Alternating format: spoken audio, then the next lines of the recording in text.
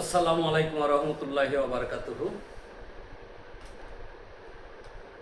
এক ছেলে নতুন জামাই শ্বশুরবাড়ি যাওয়ার পথে একটা বাধা গন্ডার দিল। তো গন্ডারটাকে দেখে তার একটু কাতুকুতু দিতে ইচ্ছা করল। তো সে কি করলো, শিকলে বাঁধা গন্ডারকে একটু কাতুকুতু দিল। গন্ডার হাসলো না। অতবার সে শ্বশুরবাড়ি গেল, ঈদের দাওয়াত, কয়েকদিনের থাকা খাওয়া শেষ করে 3 দিন পরে বাড়ি ফেরার পথে রওনা দিল। তখন আবার গন্ডারের কাছে দাঁড়ালো, দাঁড়িয়ে দেখে গন্ডার হাসছে। তো গন্ডার মালিককে জিজ্ঞেস করলো, কি ব্যাপার আপনার গন্ডার? আমি সেদিন কাতুকুতু দিলাম, হাসলো না, আজকে হাসছে যে? ওই যে সেদিন আপনি যাওয়ার পথে কাতুকুতু দিয়েছিলেন তো, ও টের পায় নাই। তো টের পেতে 3 দিন লাগছে।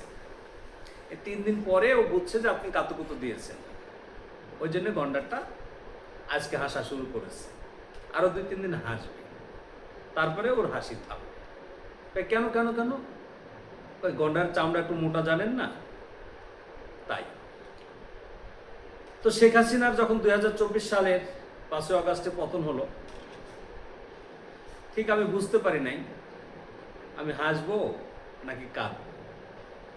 মানে আমাদের মাথা মোটা, বুদ্ধি মোটা, আমরা ফিলিংসের এক্সপ্রেশনটা একটু পরে করি। এখানে সেলফি ক্যামেরার মতো আসছে, আমি ডান হাত নড়ালে বাঁ হাত নড়ে, বাঁ হাত নড়ালে ডান হাত নড়ে।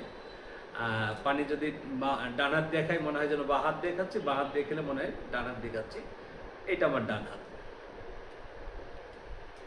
তো পতনের পরে যেটা মনে হলো, কিছু যেন মনে হলো না। একটা সরকারের পতন হলো আর একটা সরকার আসবে, এই তো, এটা স্বাভাবিক। তো হাসবো নাকি কাঁদবো এটা বুঝতে পারলাম না। অতঃপর জাস্ট পতনের পরপরই আমার এসএম হলের এক রুমমেট বড় ভাই, সাবেক ছাত্র নেতা, ওই সময় বড় নেতা হয়ে গেছে, উনি বললেন, এই সরকারের পরিবর্তন হয়েছে, তোরা তো সরকারি চাকরি করিস, কিছু বুঝিস না, কিছু টাকা পাঠা আমার এত নম্বর বিকাশ নাম্বারে, চাকরিতে অনেক সুবিধা পাবি। ওই যে চামড়া মোটা, বুঝলাম না কি কি সুবিধা পাওয়া যাবে, আর কোন ধরি নেই। অতপর ঢাকায় আসলাম ব্যক্তিগত একটা কাজে।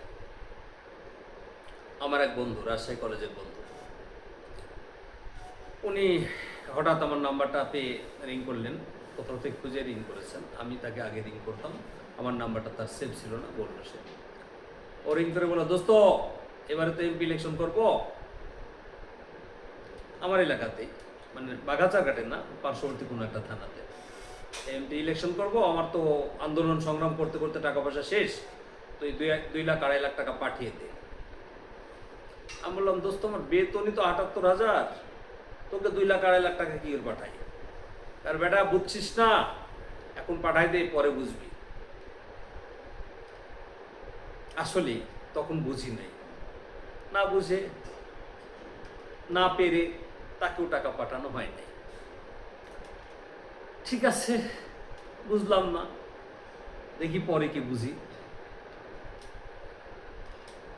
ওই জার্নি আমি তখন বরিশাল থেকে ঢাকায় এসেছি, ঢাকা থেকে এয়ারপোর্টের ট্রেন ধরে, মানে বিমানবন্দরে গিয়ে ট্রেন ধরে বাড়ি যাব এই উদ্দেশ্যে। কলাবাগান বাস স্ট্যান্ডে গিয়ে, আমি তো জানি না একটা কিপটা মানুষ, কোনো ট্যাক্সি বা কোনো উবার ইত্যাদি না ডেকে সরাসরি বাসে উঠেছি। সুটেড বুটেড ছিল, একটা লাগেজ ছিল, উঠলাম। হঠাৎ দেখলাম বাসে অনেক ভিড় হলো। ভিড় হওয়ার পরে কে যেন আমার মাথার উপর বমি করে দিল।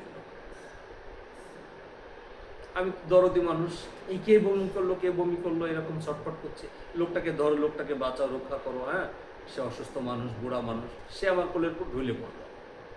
আমি তার মাথাটা উঁচু করে তুলে ধরলাম। এরপর আমার গায়ে তো চারিদিকে বমি হয়ে গেল, লাগেজেও কিছু বমি হলো। সবাই আমাকে ধরে বললো, ভাই আপনি পরে আসেন। আমি নিচে নামলাম, নেমে গিয়ে আমার শার্টটা চেঞ্জ করতে হলো একটা গোপন জায়গায় গিয়ে। প্যান্টটা হাত দিতেই দেখি এই জায়গায় কাটা, মানে এখানে আমার টাকাটা ছিল কাটা।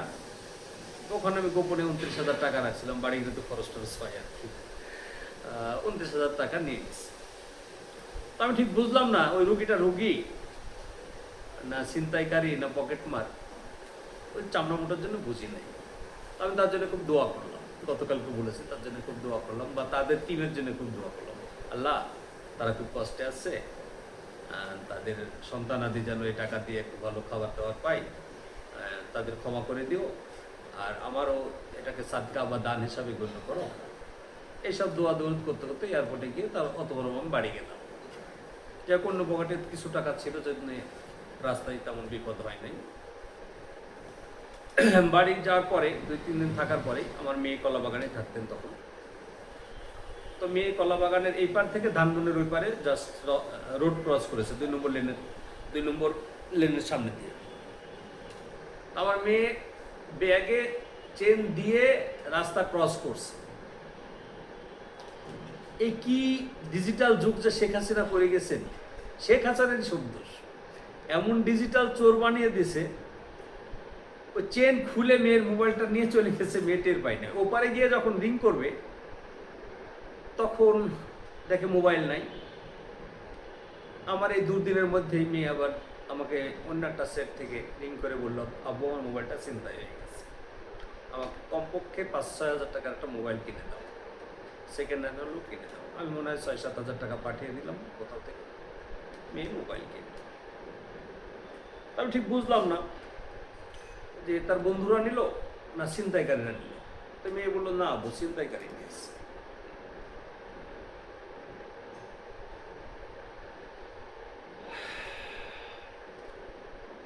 এই গেল ঘটনা ছিনতাইয়ের বড় ঘটনার কথাটা আরো পরে আনছি, যার ধরুন এই বিষয়টা নিয়ে আমাকে বলা লাগছে। বাড়ি গেলাম। আব্বার মৃত্যুর আগ পর্যন্ত এক ব্যক্তি আমার আব্বার জমিগুলি বর্গা চাষ করতেন পদ্মা নদীর চরে নওশারা সুলতান বর্গা চাষ করতেন। আমারও ওই দাগে অনেকখানি জমি আছে। তো আমার জমিটা নিয়ে তাদের সাথে একটু দ্বন্দ্ব চলছে। ইতিমধ্যে বাড়ি গিয়ে দেখলাম 2 ভাই এসে বলল যে, ভাইয়া, মেজো ভাই, আমি তো মেজো ভাই ওই অমুক আর তমুক মিলে তো আমাদের সবগুলি জমি চাষ করে দিয়েছে। নট অনলি দ্যাট, আরো হুমকি দিয়েছে যে তোদের যত জমি আছে সব জমি আমরা দখল করবো, পারলে ঠেকাস। তো আমাদের তো আসলে ঠেকানোর পারঙ্গমতা নাই, আমরা ঠেকাতে পারি নাই। না পেরে কি করলাম, ওরা জমি খাচ্ছে মানে মাটি খাচ্ছে মানে মাটিকে তাদের পেট ভরছে না, তারা আবাদ করছে, কষ্ট করে আবাদ করছে, আমাদের জমি কষ্ট করে আবাদ করে তারা ফসল ভোগ করছে। ওখানে আল্লাহ তাদের রিজিক লিখে রাখছে। তো এখনো বুঝছি না যে আমি কষ্ট পাবো না সুখ পাবো। এই যে পদ্মা ব্যারেজ হবে, তাতে নাকি ওই জমির দাম অনেক বাড়বে। তো জমির দাম যদি বাড়ে, তাহলে তো আমি যেহেতু মূল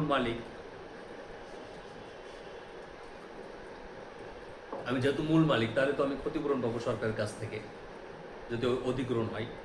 আর যদি ওখানে সভ্যতা আসে, তাহলে হয়তো আমি দখলে যেতে পারবো, লাভবান হব। তো সেই সুখে আমি এখন খুশি হব না এই দুঃখে এখন দুঃখী হব, আমি ঠিক বুঝতে পারছি। অতঃপর এই নতুন সরকার আসলো, নির্বাচিত সরকার আসার পরে আমাদের পার্শ্ববর্তী লালপুর উপজেলা, বাগাতিপাড়া উপজেলা, তো লালপুর উপজেলায় আমাকে অ্যাটেক করে, যেহেতু ওটা আমার কাছাকাছি। ওদের প্রতি আমার শ্রদ্ধা ভালোবাসা থাকে, আমাকেও তারা শ্রদ্ধা ভালোবাসা সম্মান করে। তো শ্রদ্ধা ভালোবাসা সম্মানের পরিণতিতে লালপুরের বিলমারিয়াতে আমার নানার বাড়ি, পার্শ্ববর্তী আর একটা গ্রামে আমার মেজো চাচার শ্বশুর বাড়ি, ভেল্লাবাড়িয়া বা দুধদুড়িয়ার মধ্যে পড়েছে ছোটো চাচার শ্বশুর বাড়ি। ভাগ্যক্রমে আমারও শ্বশুর বাড়ি মনিহারপুরে, আরও অন্যান্য ভাই চাচাদের শ্বশুর বাড়ি আছে লালপুরে। আমার 3টা ফুপুর বিয়ে হয়েছে লালপুর উপজেলায়। সেই হিসাবে লালপুরে আমার আত্মীয়তে ভরা। তো সুতরাং তাদের ভালোবাসা আমার প্রতি বা আমার ভালোবাসা তাদের প্রতি একেবারে পরিপূর্ণ। আর যে বাজারের কথা বললাম বিলমারিয়াতে, সেখানে মানুষরা এখন যারা জীবিত আছে হয় মামা হয়, নয় মামার বেটা হয়। তো সেই মামুরা বা মামুর বেটারা নসারা সুলতানপুরে আমার 20 বিঘা জমি আছে, অনেক আগে কেনা। বালুচরের জমি কিনছিলাম, এখন আবাদি। তো 10 বিঘাতে বাগান আছে আর 10 বিঘা আবাদ চলত। তো ঘটনাক্রমে এক মামুর বাবা 10 বিঘা জমি দখল করে নিয়েছে। তো দখল করে নিয়েছে, আমি ইক্ষু লাগিয়েছি, মানে কুসুর লাগিয়েছি, সরিষা বুনেছি, আমি সরিষা কেটে নিয়েছি। সে আবাদ করে যাচ্ছে, এখন সে লাঙ্গল দেয়, মানে নিড়ানি দেয়, আর সার দেয়, পানি দেয়। আমার লাগানো ইক্ষুতে সে পানি দিচ্ছে, সার দিচ্ছে, আমি ঠিক খুশি হব না অখুশি হব ঠিক বুঝে উঠছি না। আর 3 বিঘা জমিতে মুড়ি কুসুর আছে বলে, মানে 3rd টাইম আমি রেখে দিয়েছি। ওটাতে গিয়ে আমি একবার লাঙ্গল দিয়েছি, আমার সেই সশস্ত্র সন্ত্রাসী সেই প্রিয় আত্মীয় ওর উপর গিয়ে আবার লাঙ্গল দিয়েছে, দিয়ে সার ছিটিয়েছে। আর কিছু পেয়ারা গাছ কেটে 3-4 বিঘা জমি ফাঁকা করা হয়েছে। সেই জমিতে গিয়ে আবার আবাদ করে ধঞ্চে বলেছে।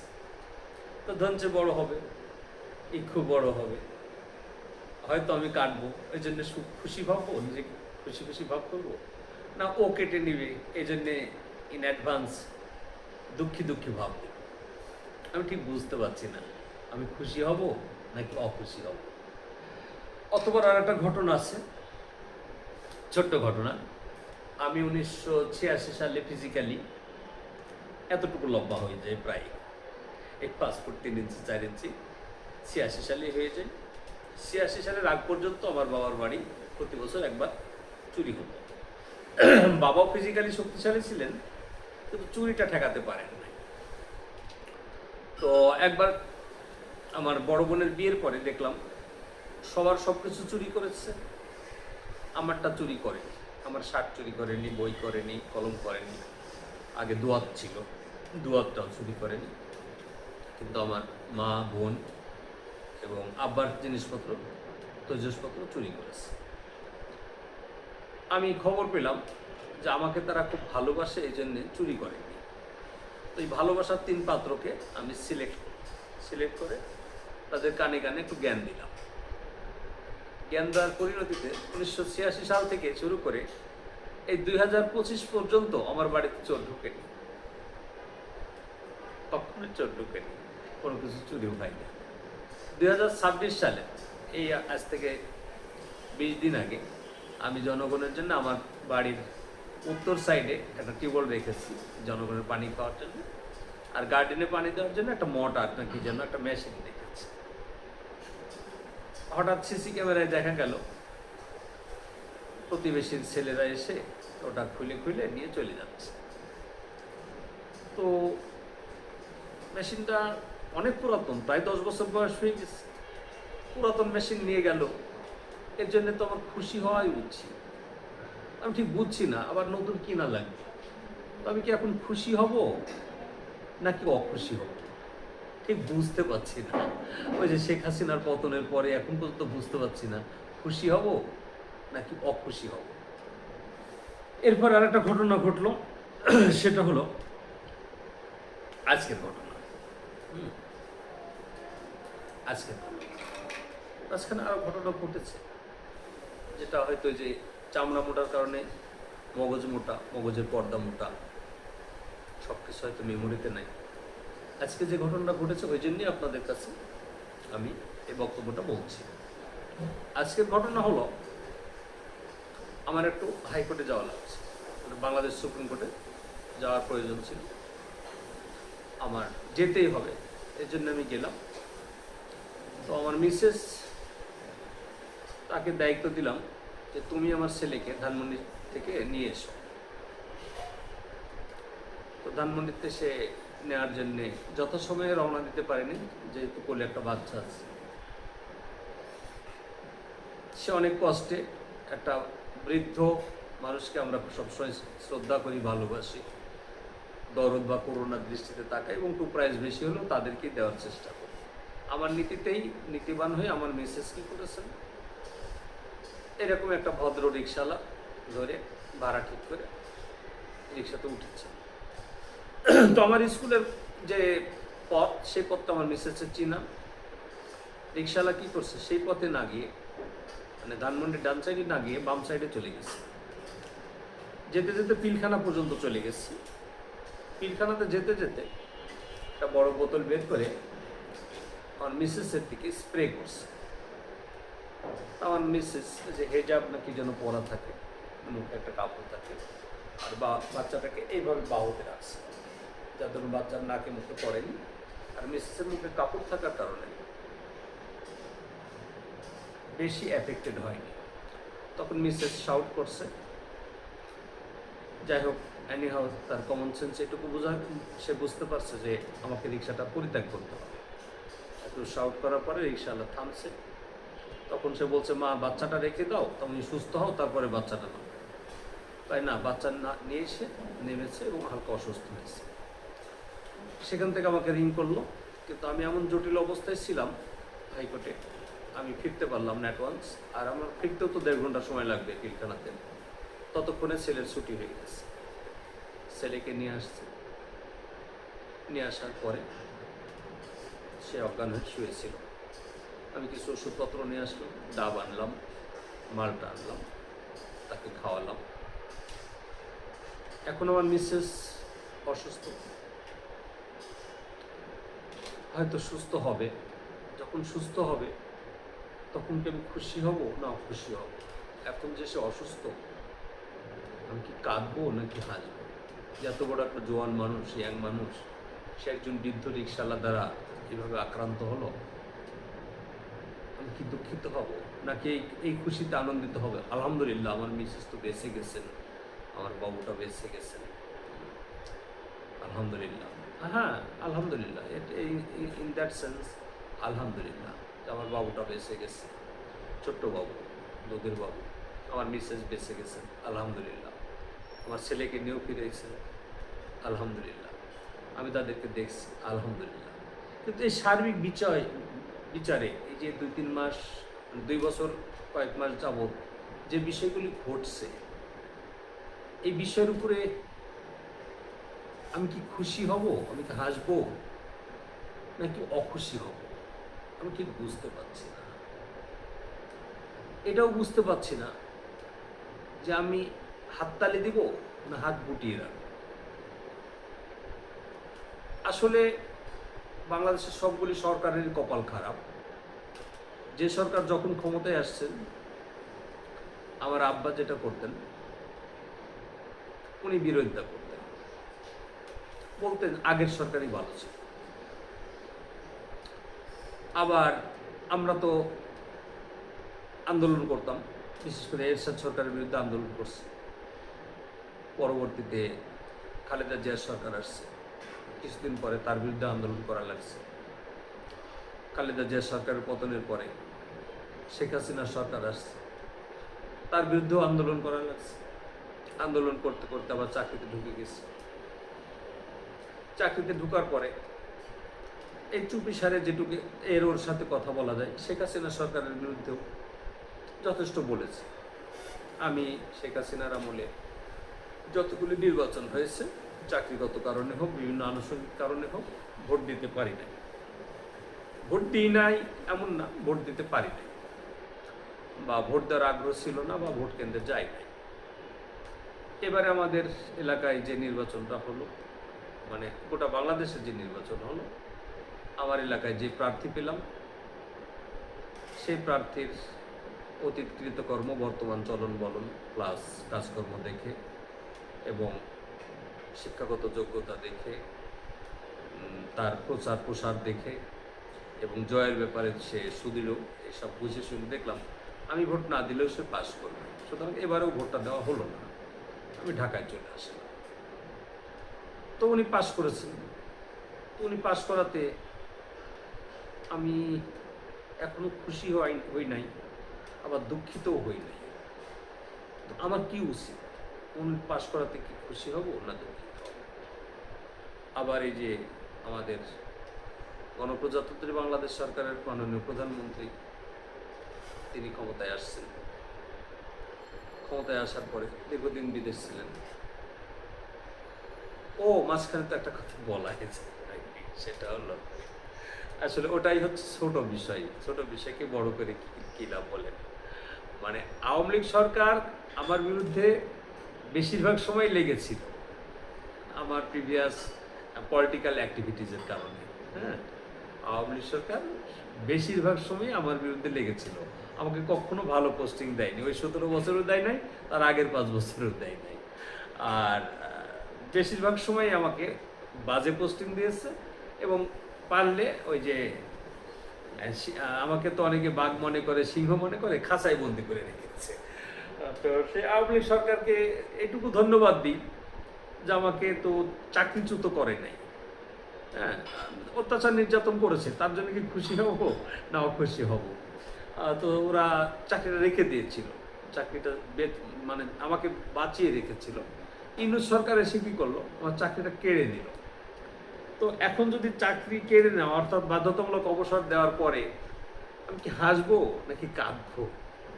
মানে হাসলে লোকে পাগল বলবে, কাঁদলে লোকে দুঃখিত বলবে। আমি ঠিক বুঝতে পারছি না আমি খুশি হব নাকি অখুশি হব। এখন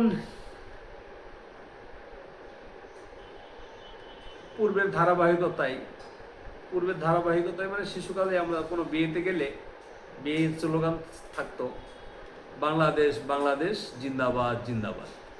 ঠিক আছে, নারায়ের তাকবীরও দিয়েছি, নারায়ের তাকবীর আল্লাহু আকবার। মানে এই যে যেমন পটল ভাইয়ের বিয়েতে যখন গিয়েছিলাম আমার মনে পড়ে, সুলতান চাচার বিয়েতে গিয়েছিলাম, টাপার গাড়িতে যেতাম, টাপার গাড়িতে আসতাম, মহিষের গাড়ি না গরুর গাড়িতে। মৎস্যের ভাইয়ের বিয়েতেও গেছিলাম, আর শিশু ছিলাম, ছোট ছিলাম, কিন্তু বড়রা বলতো কি বাংলাদেশ বাংলাদেশ জিন্দাবাদ জিন্দাবাদ, নারায়ের তাকবীর আল্লাহু আকবার, অমুক ভাইয়ের বিবাহ শুভ হোক শুভ হোক, এভাবে বলতাম। তখন খুশি ছিলাম মনে হয়। তো এখনো মন থেকে মুখ থেকে জিন্দাবাদ আসে। ওই জন্য কয়েকটা বক্তব্যে দেখলাম, আমি বক্তব্যের শেষে বললাম বাংলাদেশ জিন্দাবাদ। হ্যাঁ, বাংলাদেশ জিন্দাবাদ। আওয়ামী লীগ বলতো বাংলাদেশ চিরজীবী হোক, এটা সবারই মনের কথা, বাংলাদেশ চিরজীবী হোক। বাংলাদেশ কি এই মুহূর্তে সুস্থ আছে নাকি অসুস্থ হয়েছে? আমি তো ডাক্তার না, ওই পলিটিক্যালি যতটুকু দেখছি বাংলাদেশ তো অসুস্থ হচ্ছে। তো বাংলাদেশ অসুস্থ হয়ে গেছে, দেশের সার্বিক পরিস্থিতি অসুস্থ। এই প্রেক্ষাপটে কি আমি খুশি হব নাকি অখুশি হব? এই অবস্থা যদি চলতে থাকে তাহলে বাংলাদেশ নামক রাষ্ট্রটা এটা মৃত রাষ্ট্রে পরিণত হবে, একটা অকেজো রাষ্ট্রে পরিণত হবে। কেউ কয়েকদিন আগে বললো ডোনাল্ড ট্রাম্প এটাকে 52তম স্টেট হিসাবে ঘোষণা করেছে। তো 52তম স্টেট হিসেবে ঘোষণা করলে তো আমি জন্মসূত্রে বাংলাদেশি, আর পরবর্তী স্বাধীনতা উত্তর বা স্বাধীনতা বিসর্জনের পরে হব আমি মার্কিন নাগরিক। তো তখন কি আমি খুশি হব নাকি অখুশি হব? আসলে আমার চামড়াটা মোটা, তো আপনার চামড়া কি চিকন পাতলা? আপনার কি সেন্স আছে? আমার তো সেন্স নাই। সেন্স না থাকলে তাকে আবার ইংরেজিতে একটা খারাপ গালি দেওয়া হয়। আমরা কি সবাই সেই দিকে আগাচ্ছি? আমাদের চামড়াটা কি বেশি পাতলা নাকি বেশি মোটা? আমরা কি এখন সত্যি সত্যি হাসতে পারি? অথবা ব্যথা লাগলে আমরা কি কাঁদতে পারি? আমার মনে যা আসে তাকে আমি বলতে পারি? যে সত্যটা বারবার ভেসে উঠে সেই সত্যটাকে আমি প্রকাশ করতে পারি? আসলে আমাদের দাঁত তো সবারই প্রায় 30 থেকে 32টা। আমরা কি 2-3টা দাঁত বের করে একটু হাসতে পারি? অথবা আমাদের চোখে তো আগে দেখতাম মা একটু বকা দিলে কাঁদতাম, বাবা বকা দিলে কাঁদতাম, স্যার একটু কান ধরলে কাঁদতাম। এখন তো অনেকে গুলি খেয়ে মারা গেল, বেশ কিছু আন্দোলনকারী মারা গেল, বেশ কিছু পুলিশ অফিসার জোয়ার তারা মারা গেল, পথ শিশু মারা গেল, বাড়িতে থেকে মারা গেল।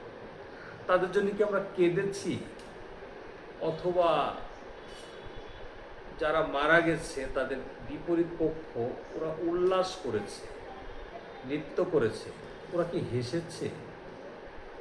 আসলে চামড়াটা গন্ডারের মতো কার হচ্ছে ঠিক আমি বুঝতে পারছি না। হ্যাঁ, আমরা কোন পথে যাচ্ছি? এই মুহূর্তে কি আমরা খুশি হব নাকি অখুশি হব? আমরা যদি খুশি হই, সত্যই সবাই মিলে যদি আমরা খুশি হই, লেটস প্রসিড। আর যদি অখুশি হই, let's cry at least. Thank you.